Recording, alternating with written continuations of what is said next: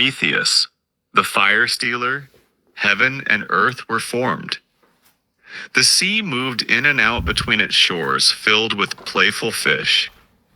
Birds soared and sang in the sky, and the land was alive with animals. But there was still no creature with a soul, no being to understand or guide the world. Then Prometheus came down to earth. His name means forethought.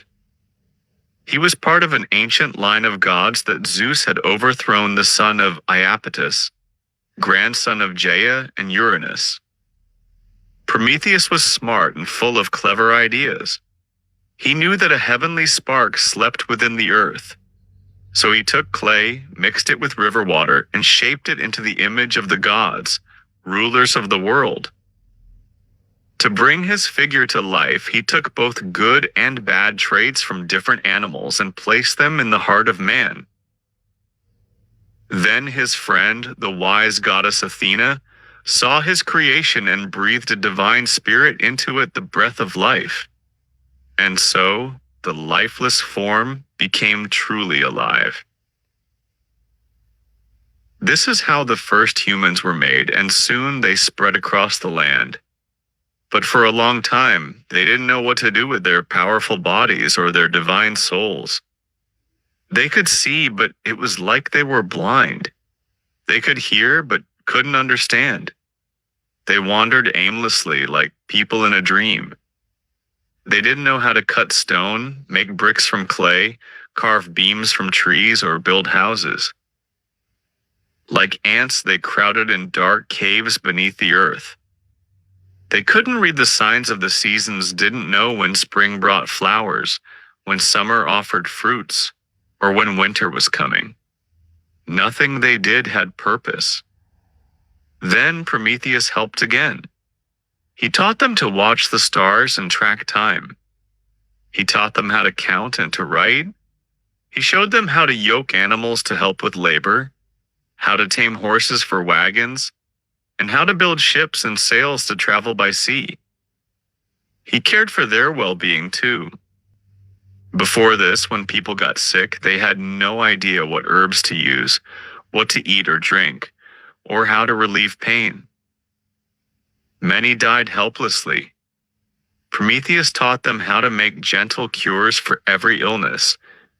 He also taught them how to read dreams, understand bird signs, and interpret omens. He even guided them to dig underground to find iron, silver, and gold. In short, he gave them everything they needed to live with skill and comfort.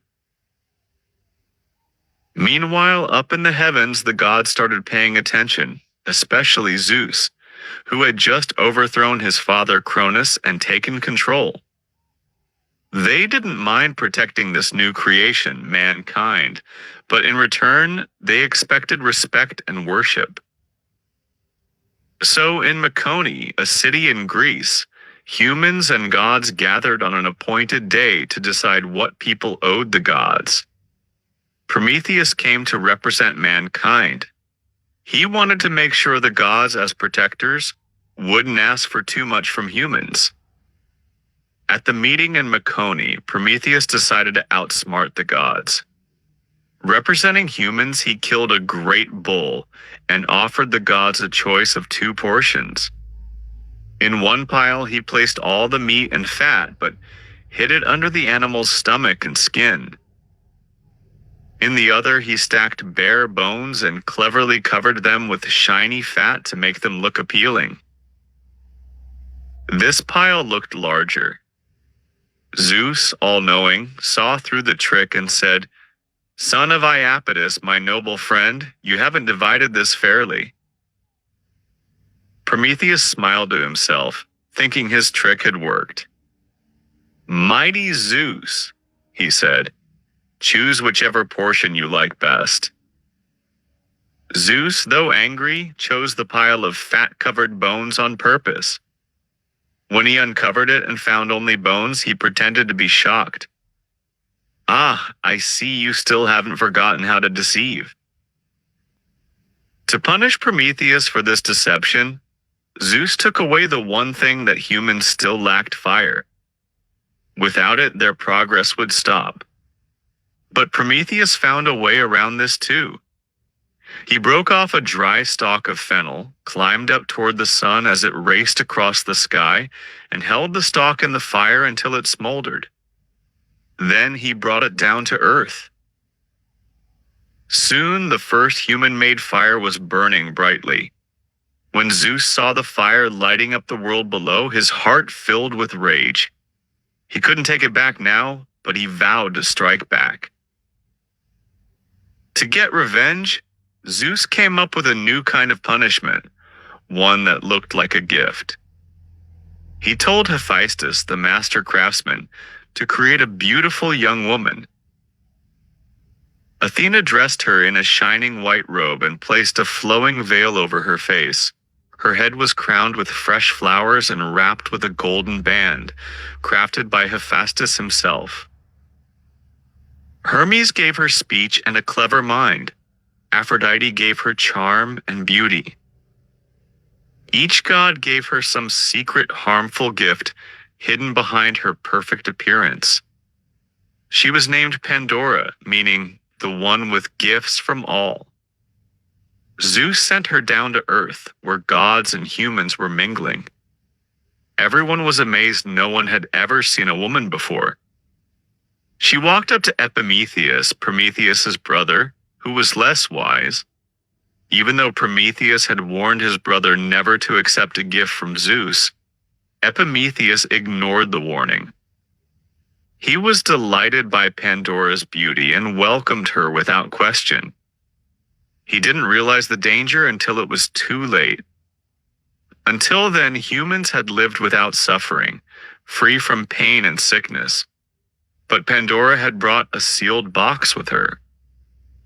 As soon as she arrived, she lifted the lid and all kinds of trouble burst out. Sorrows, pain, disease, and disasters flew into the world like lightning. One good thing remained at the bottom of the box: hope. But following Zeus's will, Pandora closed the lid before it could escape. And so, misery filled the earth, the sky, and the seas. Sickness crept silently among humans without voices, for Zeus had not allowed it.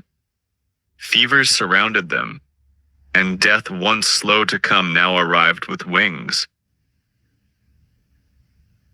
With that done, Zeus turned his wrath back to Prometheus. He gave him to Hephaestus and two servants, Kratos and Bia, whose names mean force and violence. They dragged Prometheus to the wilds of Scythia and chained him to a cliff on the Caucasus Mountains. The chains were thick and could not break. Hephaestus obeyed reluctantly, for he respected Prometheus, who shared his divine blood. Prometheus was forced to stand upright, never able to sleep or bend his knees. "You'll cry and groan," said Hephaestus, "but it won't change anything. Zeus's will cannot be broken. Those who seize power are never kind." Prometheus was condemned to suffer for eternity, or at least for 30,000 years. He called out to the winds and rivers, to the stars, and to the earth herself to witness his pain. Still, his spirit stayed strong. "Whoever understands that fate is unchangeable," he said, "must bear whatever it brings." Zeus tried to make him speak to reveal a secret prophecy about a marriage that could destroy the king of the gods. But Prometheus stayed silent. Each day an eagle came to tear at his liver. Each night the liver grew back. And this torment was to go on unless someone willingly chose to suffer in his place. But salvation came sooner than expected. Years later, Heracles passed by while on a quest for the golden apples of the Hesperides. He saw Prometheus chained to the rock with the eagle perched on him. Heracles felt pity. He set down his lion's skin and bow, aimed carefully, and shot the eagle dead. Then he broke the chains and freed Prometheus. To satisfy Zeus's terms, Heracles offered Chiron, the wise centaur, as a substitute. Though Chiron could live forever, he chose to die in Prometheus's place. Even so, Zeus required one last condition. Prometheus must always wear an iron ring set with a chip of the mountain so Zeus could claim he was still bound to the rock.